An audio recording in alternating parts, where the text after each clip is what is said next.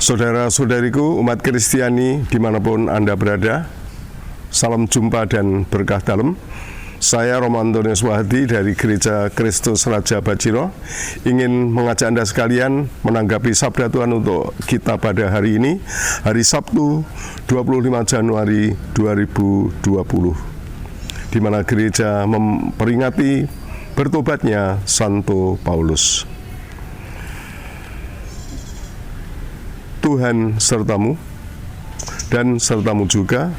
Inilah Injil Yesus Kristus menurut Santo Markus. Dimuliakanlah Tuhan. Sekali peristiwa, Yesus bangkit dari antara orang mati dan menampakkan diri kepada ke-11 murid dan berkata kepada mereka, "Pergilah ke seluruh dunia, beritakanlah Injil kepada segala makhluk.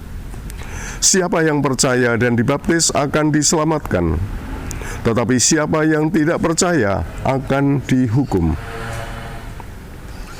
Tanda-tanda ini akan menyertai orang-orang yang percaya kepada mereka. Mereka akan mengusir setan-setan demi namaku. Mereka akan berbicara dalam bahasa-bahasa yang baru bagi mereka. Mereka akan memegang ular, dan sekalipun minum racun, mereka tidak akan mendapat celaka. Mereka akan meletakkan tangannya atas orang sakit, dan orang itu akan sembuh." Demikianlah Injil Tuhan. Terpujilah Kristus. Saudara-saudari sekalian yang dikasihi Tuhan, ya, perintah Tuhan kepada para murid pada waktu itu adalah, "Pergilah ke seluruh dunia, beritakanlah Injil kepada segala makhluk. Siapa yang percaya dan dibaptis akan diselamatkan, tetapi siapa yang tidak percaya akan dihukum." Sabda itu disampaikan Tuhan Yesus kepada ke-11 murid. Dan selanjutnya, setelah Yesus naik ke surga, mereka pergi memberitakan Injil ke segala penjuru, dan Tuhan turut bekerja dan meneguhkan firman itu dengan tanda-tanda yang menyertainya. Ayat 20. Saudara sekalian, hari ini pada tanggal 25 Januari, kita memperingati bertobatnya Santo Paulus. Santo Paulus adalah pribadi yang dipilih Tuhan dan dimaksudkan oleh Tuhan untuk pewartaan kabar gembira, seperti disabdakan Tuhan kepada Ananias yang pada waktu itu dipanggil untuk menjumpai Paulus. "Sebab orang ini adalah alat pilihan bagiku untuk memberitakan namaku kepada bangsa-bangsa lain, serta raja-raja dan orang-orang Israel." Ya, Kisah Rasul bab 9 ayat 15. Ya, Santo Paulus dikatakan, "Sebab orang ini adalah alat pilihan bagiku untuk memberitakan namaku kepada bangsa-bangsa lain, serta raja-raja dan orang-orang Israel." Ya, perintah ini sebagai sabda Tuhan yang abadi sifatnya, maka juga ditujukan kepada orang-orang di setiap zaman. Ya, termasuk kita yang hidup di zaman sekarang ini. Saudara sekalian terkasih, kita yang telah bertobat dan menerima baptisan juga seperti halnya Paulus, kita mau dipakai oleh Tuhan. Kita adalah alat Tuhan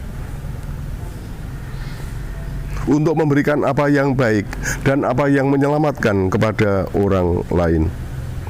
Maka sebagai orang yang telah dibaptis, kita dipanggil untuk senantiasa menghadirkan diri di dalam kehidupan bersama secara positif. Kita menyumbangkan, kita menyampaikan sesuatu yang bermanfaat, kita menyampaikan sesuatu yang membuat hidup ini lebih indah. Kita dipanggil untuk menyampaikan hal-hal yang membuat orang lain berbahagia. Kita dipanggil untuk memberikan apa yang menjadikan keluarga kita semakin rukun, semakin berbahagia, semakin penuh sukacita. dan seluruh keluarga kita berkembang. Bukan hanya keluarga kita, tetapi orang lain juga boleh mengalami pertumbuhan, mengalami kebahagiaan, mengalami sapaan yang membesarkan hati, dan lain sebagainya. Kita sebagai orang yang dibaptis adalah orang-orang yang diutus. Ya, maka ya kita bersyukur di keuskupan kita juga didorong terus untuk aktif keluar dari diri kita sendiri, serawung. Bukan hanya sekedar serawung, tapi kita serawung secara positif. Ya, karena ada juga ya serawung tapi secara ya dapat kita katakan secara negatif ya, ketika kita ikut saja dengan arus yang ada di sekitar kita.